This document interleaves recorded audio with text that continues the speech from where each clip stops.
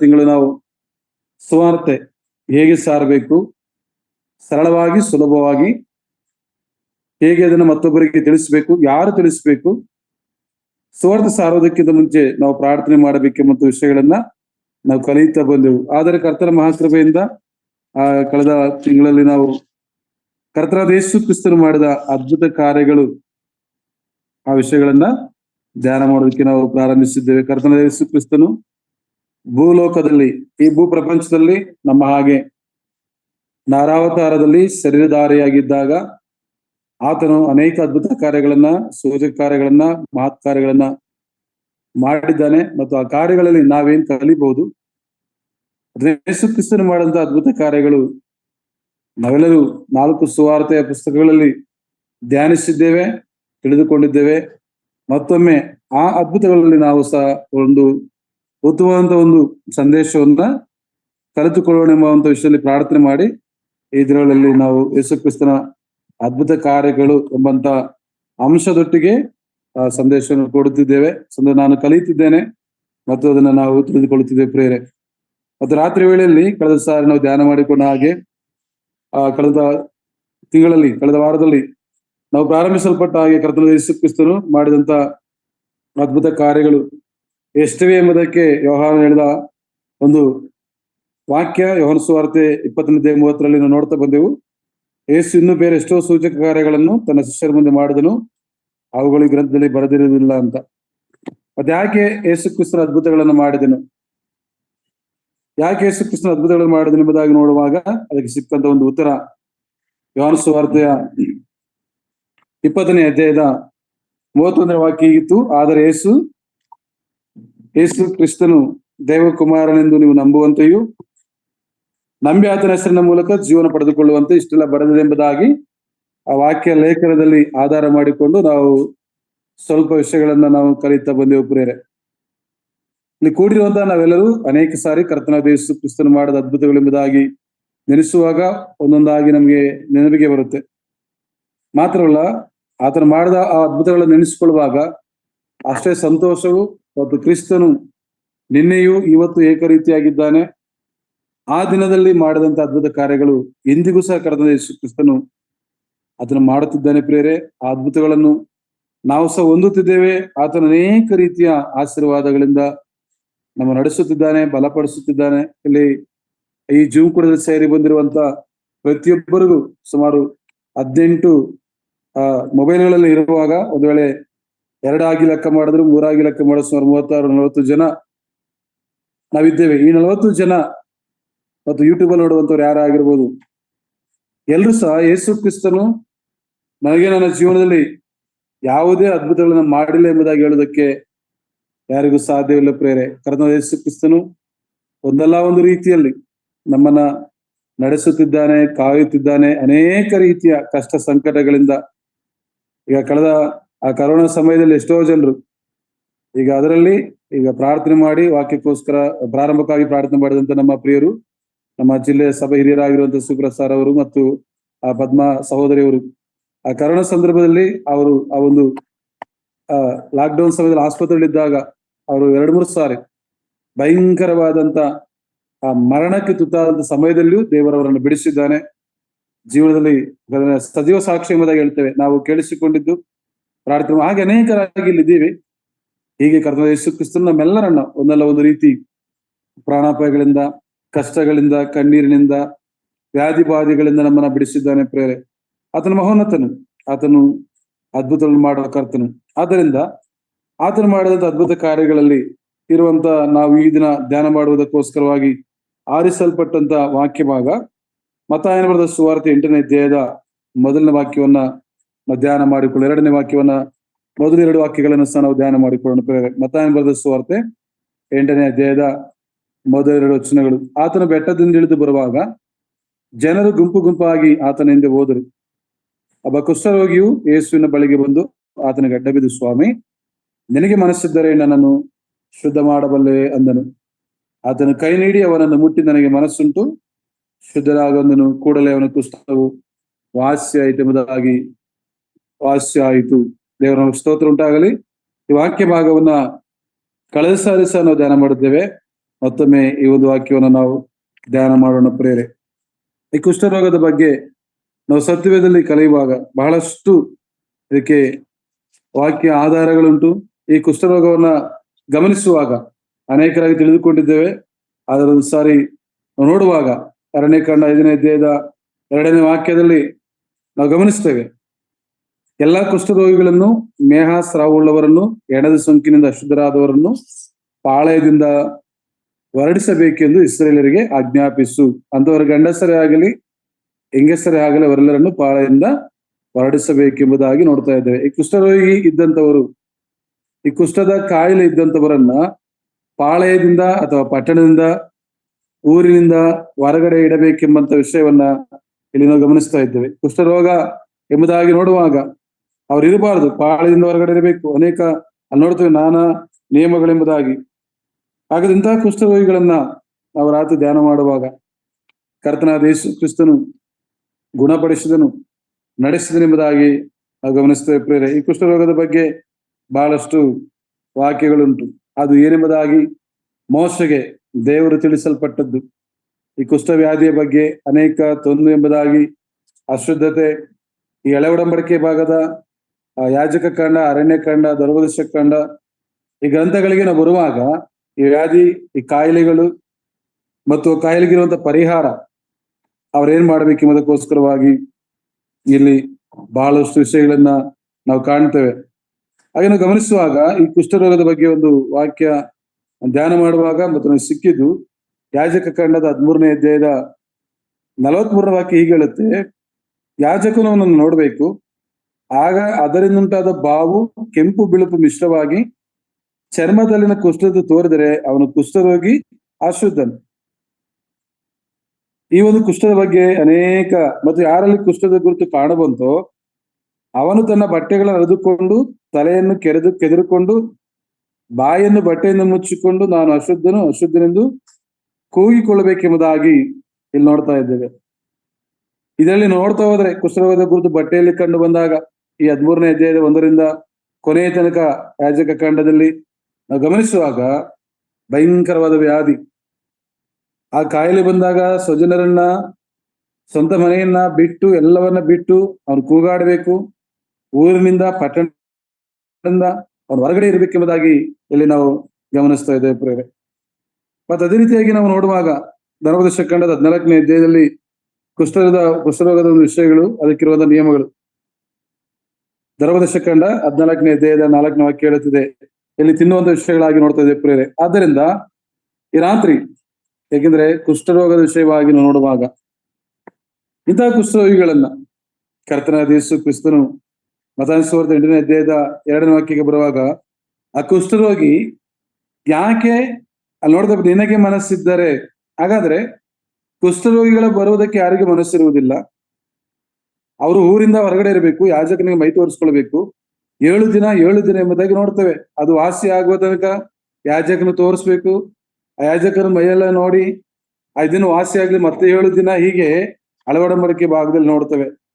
ಆದ್ದರಿಂದ ಇಲ್ಲಿ ಯಾಜಕನಾಗಿ, ಮಹಾಯಾಜಕನಾಗಿ ನಾವು ಇಬ್ರಿಯ ಪತ್ರಿಕೆ ನೋಡ್ತೇವೆ, ಮೋಸೆಗಿಂತ ಶ್ರೇಷ್ಠನಾದ ಯಾಜಕನು, ಮಹೋನ್ನತನಾದ ಕರ್ತನಾದ ಯೇಸು ಕ್ರಿಸ್ತನ ಬಳಿಗೆ ಈ ಒಬ್ಬ ಕುಷ್ಠರೋಗಿ ಬಂದು, ಸ್ವಾಮಿ ನಿನಗೆ ಮನಸ್ಸಿದ್ದರೆ ನನ್ನನ್ನು ಶುದ್ಧ ಮಾಡಬಲ್ಲೆ ಎಂದನು. ಆಗ ಕರ್ತನಾದ ಯೇಸು ಕ್ರಿಸ್ತ ಹೇಳುವಂಥದ್ದು, ಪ್ರಿಯರೇ ಗಮನಿಸ್ರಿ, ಯಾಜಕರಾದರೂ ಅವ್ರನ್ನ ಕರೆಸಿ ಅವರ ಒಂದು ಶರೀರವನ್ನ, ಮೈಯೆಲ್ಲ ನೋಡಿ ಎಲ್ಲಿ ಕುಷ್ಠದ ಗುರುತು, ಆ ಕೆಂಪು ಬಿಳಿಪಿ ಬಣ್ಣದ ಗುರುತುಗಳು ಇವೆ ಎಂಬುದಾಗಿ ಪರೀಕ್ಷಿಸಿ ಅವರಿಗೆ ತಿಳಿಸಿ ಅದಕ್ಕೆ ಬೇಕಾದ ನಿಯಮಗಳನ್ನ ಹೇಳುವುದನ್ನ ನಾವು ಗಮನಿಸ್ತೇವೆ. ಆದ್ರೆ ಇಲ್ಲಿ ಗಮನಿಸುವಂಥದ್ದು, ಈ ರಾತ್ರಿ ಕೇಳಿಸಿಕೊಳ್ಳುವಂಥದ್ದು, ಯೇಸು ಕ್ರಿಸ್ತನದ್ದು ಒಂದೇ ಒಂದು ಮಾತು, ನನಗೆ ಮನಸ್ಸುಂಟು, ಶುದ್ಧನಾಗು. ಅವ್ರನ್ನ ತಿರುಗಾಡಿಸ್ಲಿಲ್ಲ, ಎಡಗಡೆ ತಿರುಕೋ ಬಲಗಡೆ ತಿರುಕೋ. ಯಾಕಂದ್ರೆ ವೈದ್ಯರ ಬಳಿಗೆ ಹೋದಾಗ ನಾವು ನೋಡ್ತೇವೆ, ತಗೊಂಡು ಚುಚ್ತಾರೆ. ಏನ್ ಅನಿಸ್ತಾ ಇದೆ ಈಗ ನಿಮ್ಗೆ? ಏನೋ ನೋವಾಗ್ತಾ ಇದೆಯಾ? ಚುಚ್ಚದಂಗ ಆಗುತ್ತಾ? ಹಾಗಾದ್ರೆ ಯೇಸು ಸ್ವಾಮಿ ಕುಷ್ಠರೋಗಿ ಯಾವುದೂ ಚುಚ್ಚಲಿಲ್ಲ, ಮತ್ತೆ ಯಾವ ಕಡೆ ತಿರುಗಾಡಿಸಿಲ್ಲ, ಯಾವುದೇ ಈಗ ಅನೇಕ ರೀತಿಯ ಒಂದು ಸ್ಕ್ಯಾನಿಂಗ್ ಉಂಟು, ಯಾವ ಪರೀಕ್ಷೆನೂ ಮಾಡ್ಲಿಲ್ಲ. ಒಂದೇ ಒಂದು ಮಾತು, ನನಗೆ ಮನಸ್ಸುಂಟು, ಶುದ್ಧನಾಗು ಎಂಬುದಾಗಿ. ಈ ರಾತ್ರಿ ಪ್ರಿಯ ಅಮೂಲ್ಯವಾದ ಒಂದು ಸಂದೇಶವನ್ನು ಕಲಿತಿದ್ದೇವೆ. ಕರ್ತನಾದ ಯೇಸು ಕ್ರಿಸ್ತನು ಊರಿನಿಂದ ಹೊರಗಡೆ ಇದ್ದಂತ ಯಾಜಕರು ನೋಡಿ ಪರೀಕ್ಷಿಸಿ ಆ ಕಾಯಿಲೆ ಪತ್ತೆ ಮಾಡಿ ಒಂದು ವೇಳೆ ಇನ್ನೂ ಇದ್ದರೆ ಅವರನ್ನ ಇನ್ನೂ ಪಟ್ಟಣ ಹೊರಗಡೆ ಇರಬೇಕಾಗಿರುವಂತ ರೋಗಿಗಳನ್ನ ಕೇವಲ ಮಾತಿನಲ್ಲಿ ಗುಣಪಡಿಸಿದಂತ ಮಹಾ ಪರಮ ವೈದ್ಯನಾದಂತ ಯೇಸು ಕ್ರಿಸ್ತನು. ಇಲ್ಲಿ ಇದನ್ನ ನಾವು ಸ್ವಲ್ಪ ಮನಸ್ಸಿಟ್ಟುಕೊಳ್ಳೋಣ. ಮಾತಿನಲ್ಲಿ ಗುಣಪಡಿಸಿದ ದೇವರು. ಈ ಅಧ್ಯಾಯದಲ್ಲಿ ನಾವು ಗಮನಿಸುವಾಗ ಸುಮಾರು 6 ಅದ್ಭುತ ಕಾರ್ಯಗಳನ್ನ ಮತ್ತಾಯ ಸುವಾರ್ತೆ 8ನೇ ಅಧ್ಯಾಯದ ಕೊನೆ ತನಕ ನೋಡುವಾಗ ನಾವು ಗಮನಿಸ್ತೇವೆ. ಮತ್ತೆ ಎರಡನೇದಾಗಿ ಬಂದಾಗ ಕಫೆರ್ನೌಮಿನಲ್ಲಿ ಇದ್ದಂತ ಒಬ್ಬ ಶತಾಧಿಪತಿಯ ಆಳು, ಅವನು ಹೇಳ್ತಾನೆ 6ನೇ ವಾಕ್ಯದಲ್ಲಿ, ಪ್ರಭುವೇ, ನನ್ನ ಹಾಳು ಪಾರ್ಶ್ವವಾಯುವಿನಿಂದ ಬಹಳ ಕಷ್ಟಪಡುತ್ತಾ, ಇದಿನ್ನು ಭಯಂಕರವಾದಂತ ಒಂದು ವ್ಯಾಧಿ, ಮನೆಯಲ್ಲಿ ಬಿದ್ದಿದ್ದಾನೆ ಎಂದು ಹೇಳಿಕೊಂಡನು. ಎಷ್ಟೊಮ್ಮೆ ಹೇಳ್ತಾರೆ, ನಾನು ಬಂದವನನ್ನು ವಾಸಿ ಮಾಡುತ್ತೇನೆ. ಇವನು ಹೇಳುವಂಥದ್ದು, ನೀನೊಂದು ಮಾತು ಹೇಳಿದ್ರೆ ಸಾಕು ಎಂಬುದಾಗಿ ಕರ್ತನ ಮುಂದೆ ಕೇಳಿಕೊಳ್ಳುವುದನ್ನು ನಾವು ಗಮನಿಸ್ತೇವೆ ಪ್ರೇರೆ. ಇಲ್ಲಿ ಸಹ ಎಷ್ಟೊಮ್ಮೆ ಹೇಳುವಂಥದ್ದು ಒಂದೇ ಒಂದು ಮಾತು, ಏನು? ನೀನು ನಂಬಿದಂತೆ ನಿನಗಾಗ್ಲಿ. ಇಲ್ಲಿ ಸಹ ಮಾತು, ಕುಷ್ಠರೋಗಿ ನನಗೆ ಮನಸ್ಸುಂಟು, ಶುದ್ಧನಾಗು ಎಂಬುದಾಗಿ ಹೇಳಿದ ಕರ್ತನಾದ ಯೇಸು ಕ್ರಿಸ್ತನು, ನೀನು ನಂಬಿದಂತೆ ನಿನಗಾಗಲಿ ಎಂಬುದಾಗಿ ಶತಾಧಿಪತಿ ಆಳಿನ ಒಂದು ವ್ಯಾಧಿಯನ್ನು ಗುಣಪಡಿಸಿದ ಎಲ್ಷಡ ಯೆಹೋರಾಫ ಎಂಬುದಾಗಿ ಹೇಳುವ ಕರ್ತನು ಪ್ರೇರೆ ನಮ್ಮ ಕರ್ತನಾದ ಯೇಸು ಕ್ರಿಸ್ತರು ಎಂಬುದಾಗಿ ಇಲ್ಲಿ ನಾವು ಗಮನಿಸೋಣ ಪ್ರೇರೆ. ಮಾತಿನಲ್ಲಿ ಗುಣಪಡಿಸಿದ ದೇವರು. ಮತ್ತು 3ನೇದಾಗಿ ನಾವು ಗಮನಿಸುವಾಗ ಪೇತ್ರನ ಅತ್ತೆ, ಕರ್ತನಾದ ಯೇಸು ಕ್ರಿಸ್ತನು ಬೆಟ್ಟದಿಂದ ಇಳಿದು ಬಂದ ಮೇಲೆ ಮತ್ತಾಯ ಸುವಾರ್ತೆಯಲ್ಲಿ 5ನೇ ಅಧ್ಯಾಯ 6, 7ನೇ ಅಧ್ಯಾಯ ಪರ್ವತ ಪ್ರಸಂಗ ಮಾಡಿದ ನಂತರ ಪ್ರಾರಂಭಿಸಲ್ಪಟ್ಟಂತ ಅಥವಾ ತನ್ನ ಅದ್ಭುತ ಕಾರ್ಯಗಳನ್ನು ಈಗಾಗಲೇ ನೋಡುತ್ತಾ ಬಂದೆವು. ನಾವು ಸುವಾರ್ತೆಯಲ್ಲಿ ಕಲಿತುಕೊಳ್ಳುವಾಗ ನಾವು ಹೇಳ್ತಾ ಇದ್ದೆವು, ಕರ್ತನಾದ ಯೇಸು ಕ್ರಿಸ್ತನು ಅದ್ಭುತಗಳನ್ನು ಮಾಡೋದಕ್ಕಾಗಿ ಲೋಕಕ್ಕೆ ಬರಲಿಲ್ಲ. ಒಂದು, ತಾನೇ ದೇವರೆಂದು ನಿರೂಪಿಸಲು. ಎರಡನೇದಾಗಿ ಯೋಹಾನ ಸುವಾರ್ತೆ 20ನೇ ಅಧ್ಯಾಯ 31ನೇ ವಾಕ್ಯ, ಆ ಕಾರ್ಯಗಳನ್ನು ನೋಡಿ ಆತನೇ ದೇವರು, ಆತನೇ ರಕ್ಷಕನು, ಆತನೇ ಒಡೆಯನು, ಪಾಪ ಪರಿಹಾರಕರೆಂಬುದಾಗಿ ಅನೇಕರು ನಂಬುವುದಕ್ಕೋಸ್ಕರವಾಗಿ ಅದನ್ನು ಮಾಡಿದನು. ಅದ್ಭುತ ಕಾರ್ಯಗಳನ್ನು ಮಾಡುವಾಗ ಯಾಜಕರಂತೆ, ಈಗಿನ ವೈದ್ಯರಂತೆ, ಯಾವುದೇ ರಕ್ತ ಪರೀಕ್ಷೆ ಆಗಲಿ, ನಮ್ಮ ಬೀದರ್ ಪ್ರಾಂತದಲ್ಲಿ ಇರುವಂತಹ ದೈವ ಸೇವಕರು ಒಂದು ಹಾಡಾಡ್ತಾರೆ, ತುಂಬಾ ನಾನು ಅನೇಕ ಸಾರಿ ಅವರು ಹಾಡೋದನ್ನು ಕೇಳಿಸ್ಕೊಳ್ಳೋದು. ನಜರೇತಿನ ಯೇಸುವಿನ ಬಳಿಗೆ ಬನ್ನಿರಿ. ಆತನ ಬಳಿಗೆ ಬರುವಾಗ ಆತನಲ್ಲಿ ಸ್ಟೆಥೆಸ್ಕೋಪ್ ಇರುವುದಿಲ್ಲ, ಗುಳಿಗೆ ಇರುವುದಿಲ್ಲ, ರಕ್ತ ಪರೀಕ್ಷೆ ಇಲ್ಲ, ಯಾವುದು ಮಾಡದ ಹಾಗೆ ಮಾತನ್ನು ಗುಣಪಡಿಸುವ ದೇವರೆಂಬುದಾಗಿ ಆ ಬೀದರ್ ಪ್ರಾಂತದಲ್ಲಿ ಇರುವಂತಹ ದೈವ ಸೇವಕರು, ಸಭಾ ಹಿರಿಯರು ತುಂಬಾ ಸಂತೋಷವಾಗಿ ಆನಂದಕರವಾಗಿ ಒಂದು ಹಾಡನ್ನ ಅವರು ಸುವಾರ್ತೆಯಾಗಿ ಮತ್ತು ಅನೇಕ ನಮ್ಮ ಕರ್ನಾಟಕದಲ್ಲಿ ಸಹೋದರ ಸಭೆಗಳ ಕೂಟಗಳಲ್ಲಿ ಈ ಹಾಡನ್ನು ಹಾಡಿದ್ದನ್ನು ನಾನು ಅನೇಕ ಸರಿ ಕೇಳಿಸಿಕೊಂಡಿದ್ದೇನೆ ಪ್ರೇರೆ. ಡಾಕ್ಟರ್ ನಜರೇತಿನ ಯೇಸುವಿನ ಬಳಿಗೆ ಬನ್ನಿರಿ, ಆತನಲ್ಲಿ ಸ್ವಸ್ಥತೆಯನ್ನು ಪಡೆದುಕೊಳ್ಳಿರುವುದಾಗಿ ಹೇಳಿದಂತ ಒಂದು ಹಾಡು ಪ್ರಿಯರೇ. ಇಲ್ಲಿ ಗಮನಿಸುವಾಗ ಕುಷ್ಠರೋಗಿಯು, ಪಾರ್ಶ್ವವಾಯು ರೋಗಿಯು ಮಾತಿನಲ್ಲಿ ಸ್ವಸ್ಥ ಮಾಡಲ್ಪಟ್ಟರು, ಮಾತಿನಿಂದ ಅವರಿಗೆ ಗುಣವಾಯಿತು. ಪೇತ್ರನ ಹತ್ಯೆ ನೋಡುವಾಗ ಆಕೆ ಕೈಯನ್ನು ಮುಟ್ಟಿದನು, ಕರ್ತನಾದ ಯೇಸು ಸ್ವಾಮಿ ಕೈಯನ್ನು ಮುಟ್ಟಿದನು ಎಂಬುದಾಗಿ ನೋಡ್ತಾ ಇದ್ದೇವೆ. ಮುಟ್ಟಿದಾಗಲೇ ಜ್ವರವು ಬಿಟ್ಟು ಹೋಯಿತು ಎಂಬುದಾಗಿ ನೋಡ್ತಾ ಇದ್ದೇವೆ ಪ್ರೇರೆ. 3ನೇದಾಗಿ ಆತನು ಮುಟ್ಟಿದರೆ ಜ್ವರ ಬಿಟ್ಟು ಹೋಯಿತು. ಮಾತು ಹೇಳಿದರೆ ಕುಷ್ಠರೋಗಿಯು, ಪಾರ್ಶ್ವವಾಯು ರೋಗಿ ಗುಣ ಹೊಂದಿದರು, ಅವರು ಆರೋಗ್ಯವನ್ನು ಪಡೆದುಕೊಂಡ್ರು. ಇಲ್ಲಿ ಗಮನಿಸುವಾಗ 16ನೇ ವಾಕ್ಯದಲ್ಲಿ, ಸಂಜೆ ಆಗಲು ದೆವ್ವ ಹಿಡಿದ ಬಹಳ ಜನರನ್ನು ಆತನ ಬಳಿ ಕರೆತಂದರು. ಆತನ ಮಾತು ಮಾತ್ರದಿಂದಲೇ ದೆವ್ವಗಳನ್ನು ಬಿಡಿಸಿದ್ದಲ್ಲದೆ ಮೈಯಲ್ಲಿ ನೆಟ್ಟಗಿಲ್ಲದವರನ್ನು ವಾಸ ಮಾಡಿದರು. ಈ ಒಂದು ವಾಕ್ಯದಲ್ಲಿ ಸಹ ನಾವು ಗಮನಿಸ್ತಾ ಇದ್ದೇವೆ. ಮತ್ತು ನೋಡುವಾಗ ಮಾತಿನಲ್ಲಿ ಗುಣಪಡಿಸಿದನು, ದೆವ್ವಗಳನ್ನು ಮಾತಿನಲ್ಲಿ ಓಡಿಸಿದನು, ಪೇತ್ರನ ಹತ್ಯೆಯನ್ನ ಕೈ ಮುಟ್ಟಿ ಮೇಲೆ ಎತ್ತಿದನು ಎಂಬುದಾಗಿ ನಾವಿಲ್ಲಿ ಗಮನಿಸ್ತಾ ಇದ್ದೇವೆ. ಮತ್ತು ಹಾಗೆ ನೋಡುವಾಗ ಇಲ್ಲಿ ಅನೇಕ ವಿಷಯಗಳುಂಟು. ಆದ್ರೆ ಯಾಕೆ ಇವಳನ್ನ ಮಾತಾಡುತ್ತೆ ಎಂಬುದಾಗಿ ನೋಡುವಾಗ ನಮಗೆ ಕೊನೆಯ ಭಾಗದಲ್ಲಿ ಅರ್ಥ ಆಗುತ್ತೆ ಪ್ರೇರೆ. ಗಮನಿಸೋಣ. ಇಲ್ಲಿ ನೋಡುವಾಗ 23ನೇ ವಾಕ್ಯ, ಆತನ ದೋಣಿಯನ್ನು ಹತ್ತಿದಾಗ ಆತನ ಶಿಷ್ಯರು ಆತನ ಹಿಂದೆ ಹೋದರು. ಅವ್ರು ಹೋಗುತ್ತಿರುವಾಗ ಸಮುದ್ರ ಅಲ್ಲಕಲ್ಲೋಲವಾಗಿ ದೋಣಿಯು ತೆರೆಗಳಿಂದ ಮುಚ್ಚಿ ಹೋಯಿತು. ಆದ್ರೆ ಸ್ವಾಮಿ ಏನು ಮಾಡಿದನು? 26ನೇ ವಾಕ್ಯ, ಅಲ್ಪ ವಿಶ್ವಾಸಗಳು ಯಾಕೆ ಧೈರ್ಯಗೆಡುತ್ತೀರಿ ಎಂದು ಹೇಳಿ ಎದ್ದು ಗಾಳಿಯನ್ನು ಸಮುದ್ರವನ್ನು ಗದರಿಸಿದನು. ಆಗ ಎಲ್ಲ ಶಾಂತವಾಯಿತು. ಎಷ್ಟೊಂದು ಮಹತ್ವವುಳ್ಳ ಕರ್ತನು. ಆತನು ಉಂಟಾಗಲಿ ಎಂಬುದಾಗಿ ಹೇಳಿದಾಗ ಆಕಾಶ ಮಹಾಕಾಶಗಳು, ಭೂಮಿಯು, ಈ ಭೂಮಿಯ ಮೇಲೆ ನಾವು ನೋಡುತ್ತಿರುವಂತಹ ಸರ್ವ ಸೃಷ್ಟಿಯು ಮಾತಲ್ಲೇ ಉಂಟು ಮಾಡಿದಂತ ಮಹಾನ್ನೋತನು. ಕೇವಲ ಉಂಟಾಗಲಿ, ಪ್ರಿಯರೇ, ಎಷ್ಟೊಂದು ಘನವಾದ ಮಹೋನ್ನತನಾದ ಯೇಸು ಕ್ರಿಸ್ತನು. ಇಲ್ಲಿ ನೋಡ್ತಾ ಇದ್ದೇವೆ, ಕಾಯಿಲೆ ವಾಸಿಯಾಗಬೇಕಾದ್ರೆ ಜನರ ಬಳಿಗೆ ಹೋಗ್ಬೇಕು.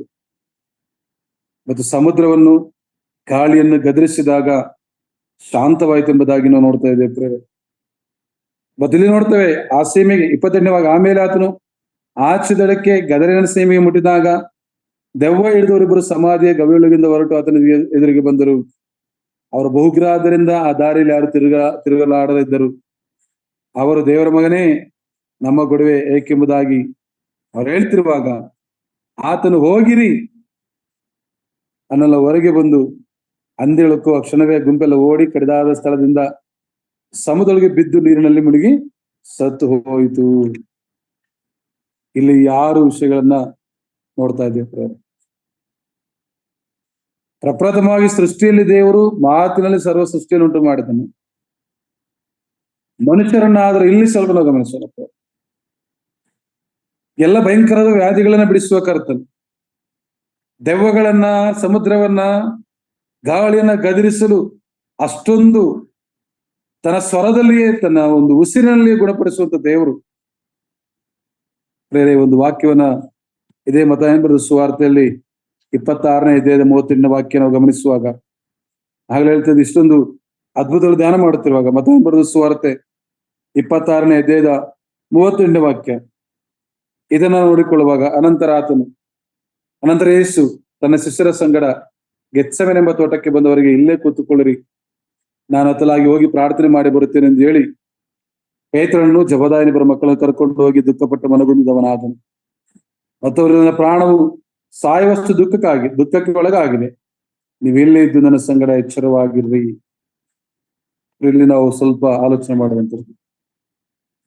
ಕುಷ್ಠರೋಗಿಗೆ ಮನಸ್ಸುಂಟು ಎಂಬುದಾಗಿ ಶುದ್ಧ ಮಾಡಿದ ಆತನು, ಶತಾಧಿಪತಿ ಹಾಳನ್ನ ಗುಣಪಡಿಸೋದಕ್ಕೋಸ್ಕರವಾಗಿ ನಿನ್ನ ನಂಬಿಕೆ ನೀನು ನಂಬಿದರೆ ಎಂಬುದಾಗಿ ಹೇಳಿದ ದೇವರು, ಕೈ ಮುಟ್ಟಿದಾಗ ಪೇತ್ರತೆಗೆ ಜ್ವರವನ್ನು ಗುಣಪಡಿಸಿದ ಕರ್ತನು ಈ ಅಧ್ಯಾಯಕ್ಕೆ ಬರುವಾಗ ಇಲ್ಲಿ ಆಲೋಚನೆ ಮಾಡುವುದು, ಪ್ರೇರೆ, ನನ್ನ ತಂದೆ ಸಾಧ್ಯವಾಗಿದ್ದರೆ ಪಾತ್ರೆಯು ನನ್ನನ್ನು ಬಿಟ್ಟು ಹೋಗಲಿ. ಪ್ರೇರೆ, ಒಂದು ಶಿಲುಬೆಯ ಮರಣದ ಪಾತ್ರೆ.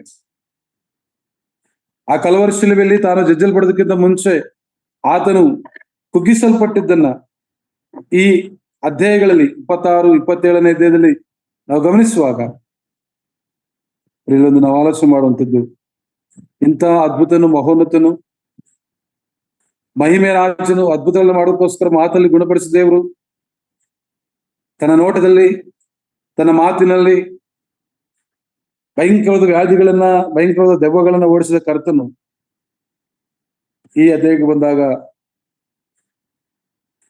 ದಿಕ್ಕಿಲ್ಲದ ಸ್ಥಿತಿಯಲ್ಲಿ ನಾವು ನೋಡ್ತೇವೆ. 27ನೇ ಅಧ್ಯಾಯದ 46ನೇ ವಾಕ್ಯ, ಏಲಿ ಏಲಿ ಲಾಮ ಸಬಕ್ತಾನಿ, ಅಂದರೆ ನನ್ನ ದೇವರು ಯಾಕೆ ನನ್ನ ಕೈ ಬಿಟ್ಟಿದ್ದು. ಈ ಸಂದರ್ಭಗಳ ನೋಡುವಾಗ ನಾವು ಆಲೋಚನೆ ಮಾಡುವಂಥದ್ದು, ಆತನ ದೇವರು ಯೆಶಾಯನ ಗ್ರಂಥದಲ್ಲಿಯೂ ಫಿಲಿಪ್ಪಿಯರಿಗೆ ಬರೆದ ಪತ್ರಿಕೆ 2ನೇ ಅಧ್ಯಾಯದಲ್ಲಿ ದೇವ ಸ್ವರೂಪನಾಗಿದ್ದರು, ದೇವರಿಗೆ ಸರಿಸಮಾನವಾಗಿರುವ ಪದವಿಯನ್ನು ಬಿಡಲು ಎಂಬುದಾಗಿ ಎಣಿಸಿ ಭೂಲೋಕಕ್ಕೆ ಬಂದಾತನು ಈ ಭೂಮಿಯಲ್ಲಿ ಪಾಪ ಮಾಡಿ, ಪಾಪದಲ್ಲಿ ಹುಟ್ಟಿ, ಪಾಪದಲ್ಲಿ ಜೀವಿಸಿದಂತ ನಮ್ಮನ್ನ ಪರಿಶುದ್ಧರನ್ನಾಗಿ ಮಾಡೋದಕ್ಕೋಸ್ಕರವಾಗಿ ಈ ಅದ್ಭುತಗಳು ನೋಡುವಾಗ ಪ್ರೇರೆ, ಆತನೆಷ್ಟೊಂದು ಮಹೋನ್ನತನಾದ ದೇವರು, ಮಹಿಮೆ ಕರ್ತನು, ಅದ್ಭುತ ಕರ್ತನು.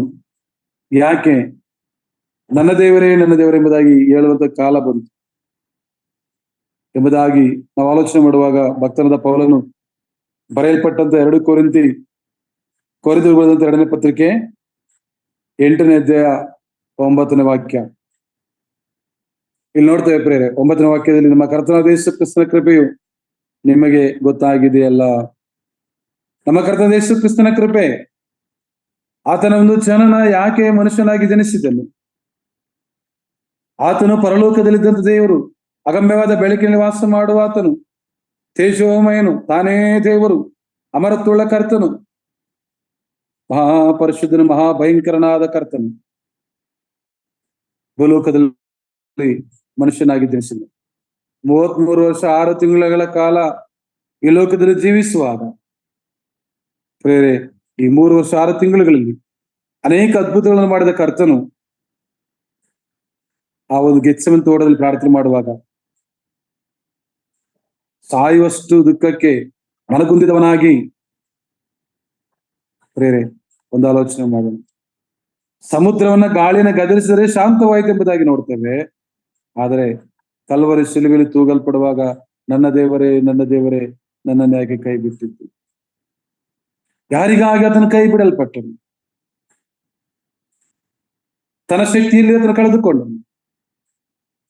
ಪ್ರೇರೆ, ಆತನು ಮಾತೇಳಿದರೆ ಸಮುದ್ರವು, ಅನೇಕ ಸಲ ನಾವು ಸಮುದ್ರ ಬಳಿಗೆ ತಿಳಿದಾಗ ಅಲೆಗಳು ಬೆಟ್ಟದೋಪಾದಿಯಲ್ಲಿ ಬರುತ್ತಿರುತ್ತದೆ, ಭಯಂಕರವಾದ ಅಲೆಗಳು. ಎಲ್ಲ ಶಾಂತವಾಯಿತು ಎಂಬುದಾಗಿ ನೋಡುವಾಗ ಸಮುದ್ರ ಎಷ್ಟು ವಿಶಾಲತೆ! ಈವರೆಗೂ ಸಮುದ್ರದ ವಿಸ್ತೀರ್ಣತೆ ಅನೇಕರಿಗೆ ಗೊತ್ತಿಲ್ಲಪ್ಪ. ಯಾಕಂದ್ರೆ ಸಮುದ್ರ ಎಂಬುದಾಗಿ ನೋಡುವಾಗ ಅಷ್ಟೊಂದಿದೆ. ನಾನೊಬ್ಬರು ಸಹೋದರರ ನನ್ನ ಜೊತೆಯಲ್ಲಿ ಪ್ರಯಾಣ ಮಾಡ್ತಾ ಹೇಳ್ತಾ ಇದ್ರು, ಈ ಆಕಾಶಕ್ಕೆ ಕೊನೆ ಎಲ್ಲಿದೆ, ಭೂಮಿಗೆ ಕೊನೆ ಎಲ್ಲಿದೆ ಎಂಬುದಾಗಿ. ಅದನ್ನ ಅಳದವರು ನೋಡಿದವರು ಯಾರಿಲ್ಲ, ಒಬ್ಬನು ಮಾತ್ರ ಅಳತೆ ಮಾಡಿದ್ದಾನೆ. ಆತನು ಆಕಾಶವನ್ನ ಯಾವುದ್ರಲ್ಲಿ ಈಗ ನಜರೇಡ್ ಎಂಬುದಾಗಿ ಆಡ್ತಾ ಇದ್ರು. ಅಲ್ಲೊಂದು ಪದ ಇದೆ, ಮೊದಲೇ ಒಂದು ಚರಣ ಇಡುವಾಗ, ಅಗಾಧ ಸಮುದ್ರಲಕ್ಕೂ ನೀವೆಲ್ಲಲು ವೇಸಿತೀವಿ. ಈ ಒಂದು ಅಗಾಧ ಸಮುದ್ರಗಳಿಗೆ ಅದರ ಬಲೆಯನ್ನು ಬೀಸಿದನೆಂಬುದಾಗಿ, ಆಕಾಶವನ್ನು ಶೂನ್ಯದಲ್ಲಿ ನಿಲ್ಲಿಸಿದನೆಂಬುದಾಗಿ. ಪ್ರಿಯರೇ, ಯಾಕೆ ನಾವು ನೋಡ್ತಾ ಇದ್ದೇವೆ ಎಂಬುದಾಗಿ ನೋಡುವಾಗ ಮಾತಿನಲ್ಲಿ ಸರೌಂಟು ಮಾಡಿದ ಕರ್ತನು. ಈಗ ನಾವು ನಿಂತಿರುವ ಒಂದು ಗುಡಾರ, ಅದೊಂದು ಒಂದು ಪ್ರಾರ್ಥನೆ, ಒಂದು ಕೊಠಡಿ, ಶೆಡ್. ಇದಕ್ಕೆ ಸುಮಾರು ನೋಡ್ಬೇಕಾದ್ರೆ ಸುಮಾರು 8 ಸ್ತಂಭಗಳಿವೆ. ಯಾಕೆ? ಮೇಲೆ ಸೀಟು ನಿಲ್ಲೋದಕ್ಕೋಸ್ಕರ. ಎಷ್ಟೊಂದು ಮಹಾಕಾಶ ಕಣ್ಣಿಗೆ ಕಾಣದ, ಅದರ ಕೊನೆ ಎಲ್ಲಿದೆ ಗೊತ್ತಿಲ್ಲ.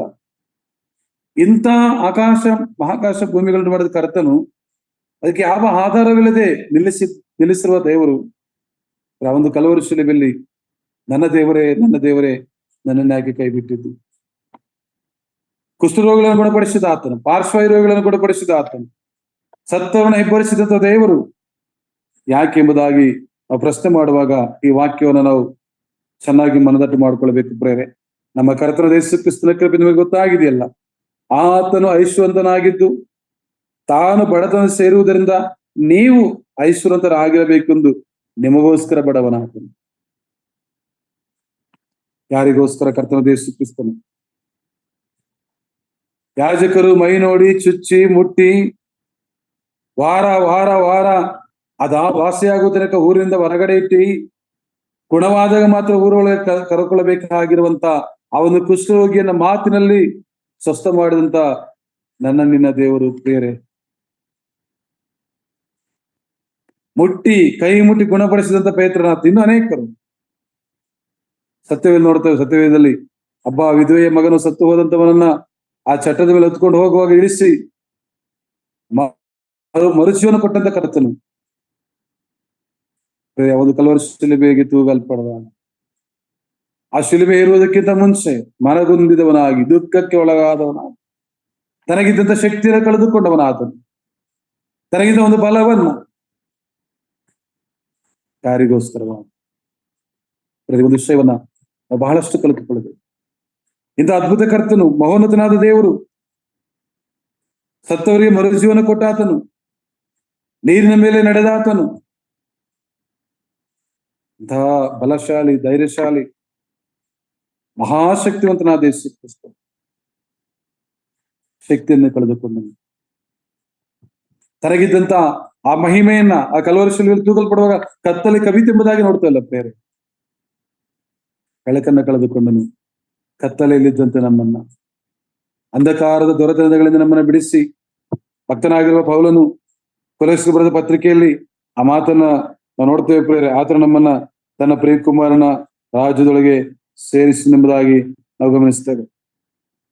1ನೇ ಅಧ್ಯಾಯದ 13ನೇ ವಾಕ್ಯ, ಕೊಲೊಸ್ಸೆ, ದೇವರು ನಮ್ಮನ್ನು ಅಂಧಕಾರದ ದೊರೆತನದಿಂದ ಬಿಡಿಸಿ ತನ್ನ ಪ್ರಿಯಕುಮಾರನ ರಾಜ್ಯದೊಳಗೆ ಸೇರಿಸಿದನು. ಆ ಕುಮಾರನಲ್ಲಿ ನಮ್ಮ ಪಾಪಗಳ ಪರಿಹಾರವಾಗಿ ನಮಗೆ ಬಿಡುಗಡೆ ಆಯಿತು. ಅದು ಬರೆಯಲ್ಪಟ್ಟದು. ಆತನು ಅದೃಷ್ಟನಾದ ದೇವರ ಪ್ರತಿರೂಪನು, ಸೃಷ್ಟಿಗೆಲ್ಲ ಜ್ಯೇಷ್ಠ ಪುತ್ರ ಸ್ಥಾನ ಹೊಂದಿದವನು ಆಗಿದ್ದಾನೆ. ಭೂಪರಲೋಕಗಳಲ್ಲಿರುವ ದೃಶ್ಯವಾದವುಗಳೆಲ್ಲವೂ, ಸಿಂಹಾಸನಗಳಾಗಲಿ, ಪ್ರಭುತ್ವಗಳಾಗಲಿ, ದೊರೆತನಗಳಾಗಲಿ, ಅಧಿಕಾರಿಗಳಾಗಲಿ ಆತನಲ್ಲಿ ಸೃಷ್ಟಿಸಲ್ಪಟ್ಟು ಇಂಥ ಸೃಷ್ಟಿಕರ್ತರಾದ ದೇವರು ಕ್ರಿಸ್ತನಲ್ಲಿ ಪ್ರಿಯರೇ, ಅಲ್ಲಿ ನೋಡ್ತಾ 20ನೇ ವಾಕ್ಯ, ಆತನು ಶಿಲುಬೆ ಮೇಲೆ ಸುರಿಸಿದ ರಕ್ತದಿಂದ ತಾನು ಸಮಾಧಾನ ಉಂಟು ಮಾಡಿ ಭೂಪರಲೋಕದಲ್ಲಿ ಸಮಸ್ತವನ್ನು ಆತನ ಮೂಲಕ ತನಗೆ ಸಂಧಾನ ಪಡಿಸಿಕೊಳ್ಳಬೇಕೆಂದು ನಿಷ್ಕರ್ಷ ಮಾಡಿದನೆಂಬುದಾಗಿ. ಹಾಗಾದ್ರೆ ಪ್ರಿಯರೇ, ನಾವು ಆಲೋಚನೆ ಮಾಡೋಣ. ಈ ಶಾರೀರಿಕವಾಗಿರುವಂತಹ ವ್ಯಾಧಿಗಳಿಗೋಸ್ಕರವಾಗಿ ಅನೇಕರು ನಂಬ್ತಾರೆ, ಬಿಡುಗಡೆ ಆಗುತ್ತದೆ. ಅದು ನಮ್ಮ ನಂಬಿಕೆ ಅದಲ್ಲ. ನಮ್ಮ ಪಾಪ ಪರಿಹಾರಕ್ಕೋಸ್ಕರವಾಗಿ ಶಿಲುಬೆಯಲ್ಲಿ ಪ್ರಾಣವನ್ನು ಕೊಟ್ಟು ರಕ್ತವನ್ನು ಸುರಿಸಿದಂತ ಕ್ರಿಸ್ತನ್ ನಮ್ಮನ್ನು ಆತುರದಿಂದ ಎಬ್ಬಿಸಿ ಪರಲೋಕದಲ್ಲಿ ಕೂಡಿಸಿದ್ದಾನೆಂಬುದಾಗಿ ನೋಡ್ತೇವೆ. ಆ ಪರಲೋಕದ ತೇಜಸ್ಸು, ಆ ಪರಲೋಕದ ಮಹಿಮೆಯನ್ನ ನಾವು ಹೊಂದಿಕೊಳ್ಳಬೇಕಾದರೆ ಕರ್ತನ ಯೇಸು ಕ್ರಿಸ್ತನನ್ನು ನಾವು ಸಂಪೂರ್ಣವಾಗಿ ನಂಬಿ ಆ ಪರಲೋಕವು ಸಿಕ್ಕೋ ತನಕ ಆತನಿಂದೆ ಓಡುವವರು ಹೋಗುವವರು ನಾವಾಗಿರಬೇಕು. ಕ್ರಿಸ್ತನ ಪ್ರಿಯರೇ, ನಾವು ಆಲೋಚನೆ ಮಾಡೋಣ. ಈ ಒಂದು 6 ಅದ್ಭುತಗಳು, ಕುಷ್ಠರೋಗಿಯನ್ನು ಗುಣಪಡಿಸಿದನು, ಪಾರ್ಶ್ವ ರೋಗಿಯನ್ನು ಮಾತಲ್ಲಿ ಗುಣಪಡಿಸಿದನು, ಪೇತ್ರನತೆಗೆ ಕೈ ಹಿಡಿದು ಮುಟ್ಟಿ ನೋಡಿ ಜ್ವರದ ಬಿಡುಗಡೆ ಮಾಡಿದನು, ದೆವ್ವಗಳನ್ನ ಓಡಿಸಿದನು. ಇಲ್ಲಿ ಮಾತು, ಆದರೆ ಮಾತಿನಲ್ಲಿ ಗುಣಪಡಿಸಿದ ಕರ್ತನು ಕೊನೆಯ ಅಧ್ಯಾಯಕ್ಕೆ ಬರುವಾಗ, ಪ್ರಾರ್ಥನೆಗೆ ಹೋಗುವಾಗ ತನ್ನೊಬ್ಬ ಬಲವಿಲ್ಲದವನಾದನು. ಆ ಕಲವರಿ ಶಿಲುಬೆಯಲ್ಲಿ ತೂಗಲ್ಪಡುವಾಗ ಕತ್ತರಿ ಆವರಿಸಿತು. ನನ್ನ ದೇವರೇ, ನನ್ನ ದೇವರೇ, ನನ್ನ ನ್ಯಾಯಕ್ಕೆ ಕೈ ಬಿಟ್ಟಿರುವುದಾಗಿ ಹೇಳಿದನು. ಪ್ರೇರೆ, ಹಾಗಾದ್ರೆ ಈ ಕಾರ್ಯಗಳು, ಅದ್ಭುತಗಳನ್ನ ಮಾಡಿದ್ದು, ಅವರನ್ನು ಗುಣಪಡಿಸಿದ್ದು, ತಾನೇ ದೇವರೆಂದು, ದೇವರ ಕುಮಾರನೆಂದು ನಿರೂಪಿಸಿಕೊಳ್ಳಲು ಮಾತ್ರವಲ್ಲ, ಆತನ ಎಷ್ಟೊಂದು ಘನಕಾರ್ಯಗಳನ್ನ ಮಾಡಿದರು.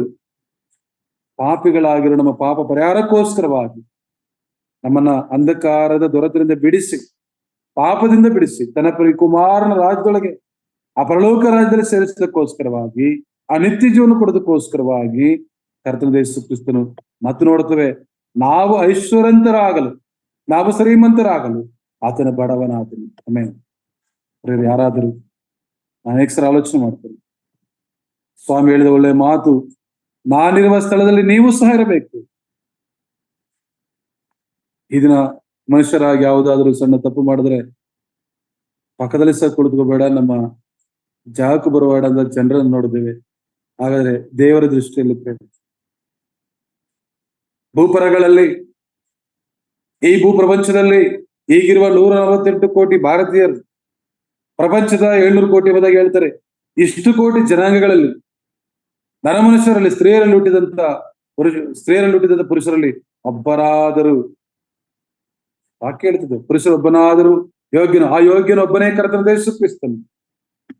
ಯೋಗ್ಯನು, ಪರಿಶುದ್ಧನು, ಆತನ ಮಾತಿನಲ್ಲಿ ಪಾಪವಿಲ್ಲ, ಆತನ ನೋಟದಲ್ಲಿ ಪಾಪವಿಲ್ಲ, ಪಾಪರಹಿತನಾದ ಯೇಸು ಕ್ರಿಸ್ತನು. ಪಾಪವನ್ನ ಮಾಡಿ ಪಾಪಕ್ಕೆ ದಾಸರಾಗಿದ್ದಂತ ನಮ್ಮನ್ನು, ಪಾಪ ಮಲೀನದಲ್ಲಿ ಮುಳುಗಿದಂತೆ ನಮ್ಮನ್ನ ಅದನ್ನ ಹೇಳುತ್ತಿದ್ದೇನೆ, ನಾನಿರುವ ಸ್ಥಳದಲ್ಲಿ ನೀವು ಸಹ ಇರಬೇಕು. ಎಂತ ಪ್ರೀತಿ ಭೂಲೋಕದಲ್ಲಿ ನೋಡ್ತೇವೆ ನಾವು ಸ್ವಲ್ಪ. ಅದೇ ಮನುಷ್ಯನಿಗೂ ದೇವರಿಗಿರುವಂತ ವ್ಯತ್ಯಾಸ.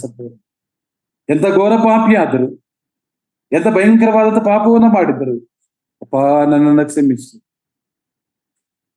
ಹೇಳಿದಾಗ, ನಿನಗೆ ಮನಸ್ಸಿದ್ದರೆ, ಕುಷ್ಠರೋಗಿ ಹೇಳಿದಾಗೆ, ನಿನಗೆ ಮನಸ್ಸಿದ್ದರೆ ನನ್ನನ್ನು ಶುದ್ಧ ಮಾಡಬಲ್ಲೆ, ನಿನಗೆ ಮನಸ್ಸಿದ್ದರೆ ನನ್ನ ಪಾಪಗಳನ್ನು ಕ್ಷಮಿಸಬಲ್ಲೆ, ನನ್ನನ್ನು ಮನ್ನಿಸಬಲ್ಲೆ, ನನ್ನ ಪರಲೋಕಕ್ಕೆ ಸೇರಿಸಿಕೊಳ್ಳೋದಕ್ಕೆ ನಿನಗೆ ಯೋಗ್ಯನಪ್ಪ ಎಂಬುದಾಗಿ ಪ್ರೇರೆ ಆತನ ಮುಂದೆ ಹೇಳುವಾಗ ಕ್ಷಮಿಸುವಂತ ಕರುಣಾಮಯನು, ಕ್ಷಮಿಸುವಂತ ದಯಮಾನದಂತೆ ಯೇಸು ಕ್ರಿಸ್ತನು, ಪಾಪಿಗಳನ್ನು ಸೃಷ್ಟಿ ಅಧಿಕಾರವುಳ್ಳದ ಕರ್ತನು ಯಾಕೆ ಆತನ ಬಡವನಾದನು?